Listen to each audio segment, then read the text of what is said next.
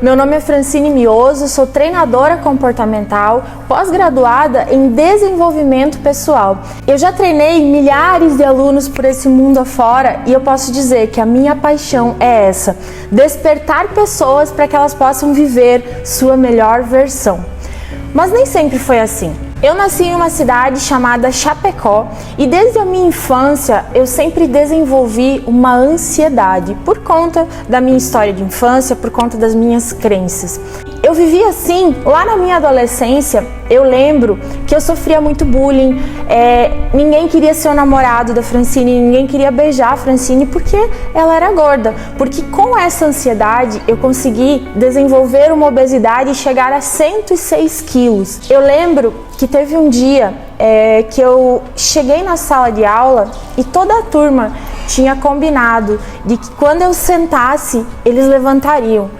Então eu cheguei, quando eu sentei, todo mundo levantou, como se eu fosse um peso. E foi realmente o que eu senti naquele momento, como se eu fosse um peso no mundo.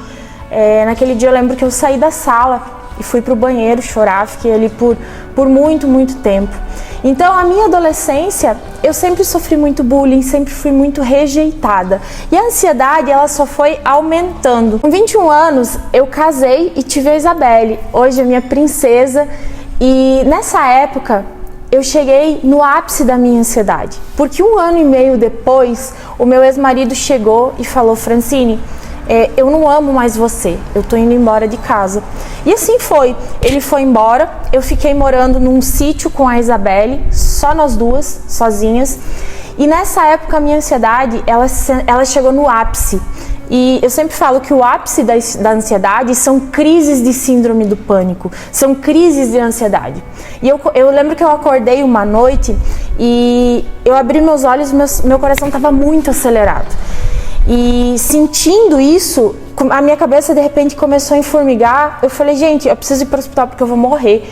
E eu peguei e fui para o hospital, já no carro pensando que eu ia para UTI, que eu ia morrer, que eu estava infartando, pensando um monte de besteira. E quando eu cheguei, o médico falou: Francine, você só teve uma crise de ansiedade. Então ele me deu um remédio, um calmante, para mim dormir. Eu dormi. E no outro dia eu comecei a ter outra crise. No outro dia eu tive 2, no outro eu tive 3, e essas crises começaram a aumentar, a ponto de eu não conseguir mais nem sair de casa. E eu não sabia o que estava gerando aquilo. E eu sou muito racional, minha personalidade sempre foi muito racional. Então eu comecei a tentar resolver aquilo de forma racional. Qual era o meu racional? Meu coração disparou. Isso é, eu tenho algum problema cardíaco, eu tenho algo no coração. Então eu comecei a ir em vários cardiologistas. Eu fazia vários exames e vários exames de imagem, inclusive, e a resposta sempre era a mesma: Francine, você não tem nada, teu coração é perfeito. E eu não me conformava, porque eu sentia, meu coração, sempre que eu tinha crise, ele disparava. Então, logo para mim, eu tinha algo. Cheguei ao ponto de assinar um termo de compromisso para o médico da nossa família fazer um cateterismo, para ir lá dentro e ver realmente se o meu coração estava com problema ou não. E a resposta foi a mesma: Francine, o teu coração é perfeito. Entendendo isso, eu resolvi procurar psiquiatras para que, se eu pudesse tomar alguma medicação, aliviasse aquelas crises. E aí eu fui, mais de 10 psiquiatras, cada um me dava um remédio faixa preta, um ansiolítico e um antidepressivo diferentes. E eu fiquei ali empilhando ansiolíticos e antidepressivos. Só que, por algum tempo, o remédio até fazia efeito, mas era por algum tempo. Depois eu começava a ter crises e crises novamente. Aí eu trocava de psiquiatra, ele me dava outro antidepressivo. Se você me falar o nome de um antidepressivo ou ansiolítico, possivelmente eu já tenha tomado, porque eu empilhava remédios. Eu lembro que teve uma época que eu tomava tanto Rivotril, que eu andava assim, no meio da rua, tomando, porque eu achava que aquilo ia acalmar as minhas crises.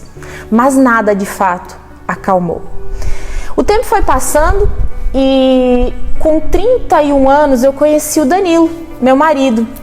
E eu e Danilo, começamos a viver um relacionamento extremamente tóxico. Por quê? Porque eu tinha medo de ser rejeitada, assim como eu fui rejeitada na minha vida inteira.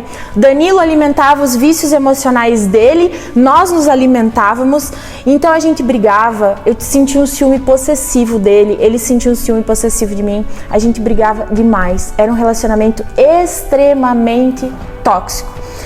E ali, vivendo naquilo, eu engravidei do Miguel. Nessa época, Danilo morava em Porto Alegre e eu em Chapecó. Então, nessa época, minha vida, ela virou um ciclo. Sair de casa, levar Miguel para minha mãe, deixar a Isabelle na escola e ir para o trabalho. Eu tinha uma empresa, uma microfusão, eu cuidava de 40 funcionários, mas eu não era feliz, faltava alguma coisa. E ainda nesse meio tempo, eu brigava com o Danilo. Então a minha vida, literalmente, ela estava destruída.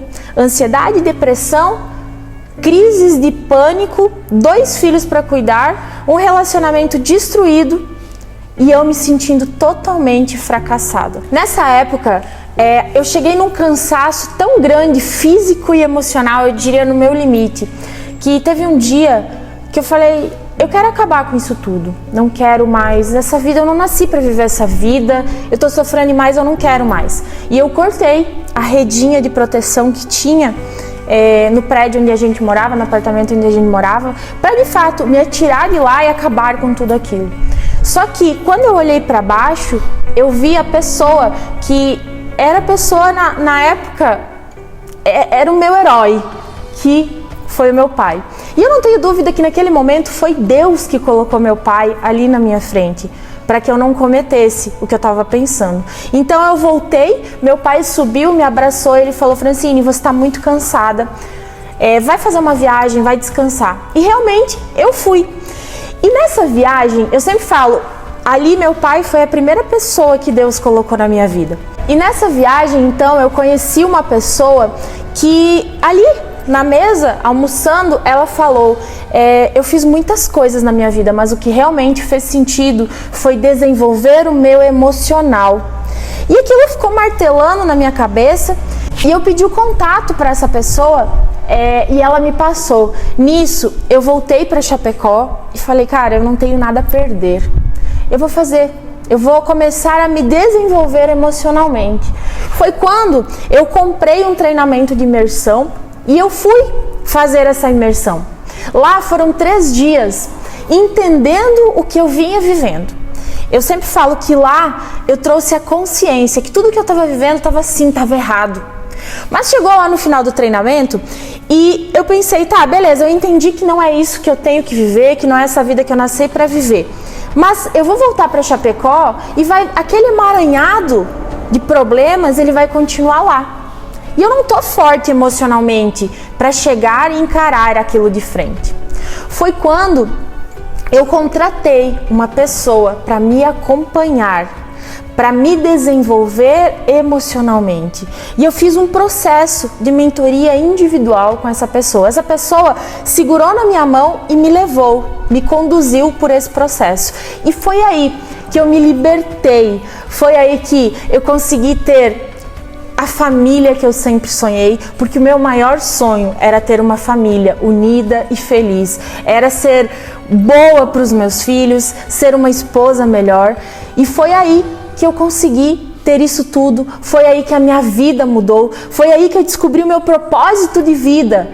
Não era sair para trabalhar simplesmente por ir, e sim, eu entendi que eu precisava transformar a vida das pessoas, que esse era o meu propósito, que foi para isso que eu nasci.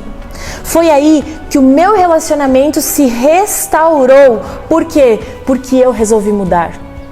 E quando eu resolvi mudar e o meu marido viu a minha mudança, ele veio junto. Então o que eu tenho para te dizer é que quando você muda, tudo ao teu redor muda.